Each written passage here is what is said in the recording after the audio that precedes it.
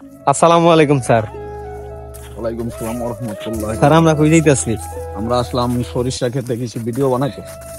আসলে আমরা এই যে পিছনে সরিষা ক্ষেত আছে, আমার এই যে সামনে সরিষা ক্ষেত, আসলে এখন যেহেতু সরিষা আবাদ ফসলের সিজন চলতেছে, তার জন্য ভাবলাম যে সরিষা ক্ষেতে কিছু ভিডিও টিডিও করি। আর মনে করেন বিশেষ করে যারা শহরের মানুষ, তারা তো এই জিনিসগুলো অবশ্যই মিস করেন, কারণ গ্রামের পরিবেশটা মোটামুটি ভাবে যে কতটা সৌন্দর্যময় একমাত্র গ্রামের মানুষজন জানে। আর আমরা যেহেতু গ্রামের মানুষ, শহরে থেকে বেশি কোলাহল বা বেশি ইটি এগুলা ভাল লাগে না। আমরা গ্রামের মানুষ, গ্রামেই মানায় আমাদের।